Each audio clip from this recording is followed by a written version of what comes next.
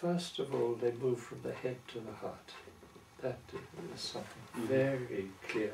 They come with focused ideas of what normality is. And then when they start giving a bath to somebody quite severely handicapped, they discover something about a relationship which they'd never imagined before. They had despised, or considered them as poor little fellows. And so there's a sort of pity or that sort of, but then the discovery that they have something to bring and that they're touching my heart.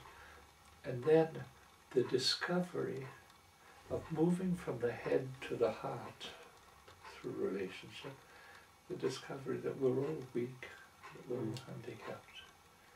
So touching our weaknesses and our fragility, and that's okay, because it's part of being a human being, is to be conscious that we're all fragile, that we don't have to. So, particularly in a society like ours, which is the tyranny of normality, where you have to be efficacious, you have to be strong, you have to, here there's the discovery that to be human is to be yourself, accepting that there are weaknesses and fragility, accepting that I need help. So it's a whole sort of deep movement, which pretty well all the assistants go through if they stay. And even once they leave, many of them will maintain that even the people who appear ugly or whatever it is, they are people and they have something to offer. You see, the whole history of people with disabilities is a dismal history. I mean, to look into the history of handicapped people, it's absolute horror of killings, of closing up, of despisal, locking up in institution. It still goes on. Or abortion. So it's, and there's somewhere in the mentality that we need a pure race. Hitler, that was deeply with Hitler. But there's something, and all that's going on with the Roms here, the Gypsies, I mean, it's the same thing. We can't include these people into a civilized society. Do you worry that if we get into engineering humanity, or through designer babies and this kind of thing, that we're going to become more and more intolerant of physical or mental handicaps?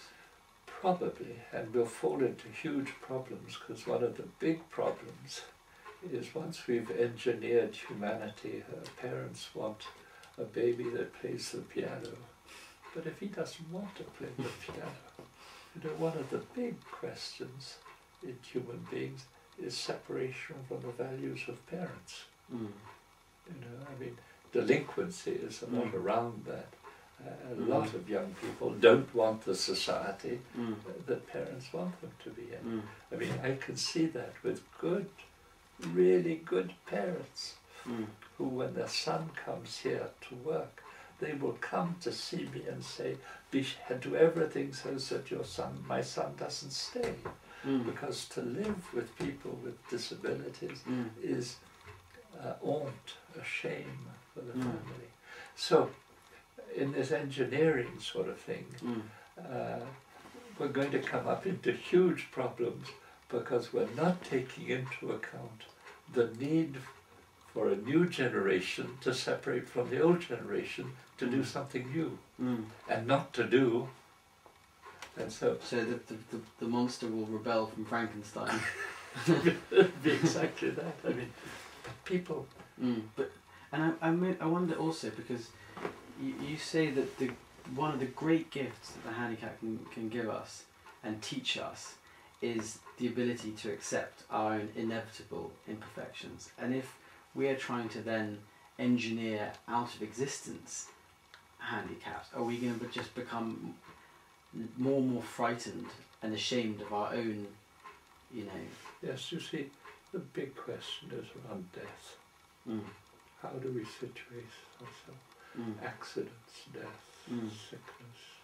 You see, we're trying to engineer a world into suppression of death, but the big problem today is there'll soon be 1 million people with Alzheimer's. I know. Yeah. So the big question is not prolonging life, it's how to accept fragility, which is a completely other thing. So, Yeah. I mean, in that whole engineering thing, it's control, and yet we cannot control our lives. You know, when people like Stalin and Hitler, at the end of their lives, Stalin was drunk all the time. Cause, Hitler was on drugs, I think. yeah, I mean, because they knew that, you know, they could control things at one time, but then there's a time when they can't. So they have to look into death, to look into weakness. Then they have to look into the meaning of weakness. So it's better to look into it right at the beginning.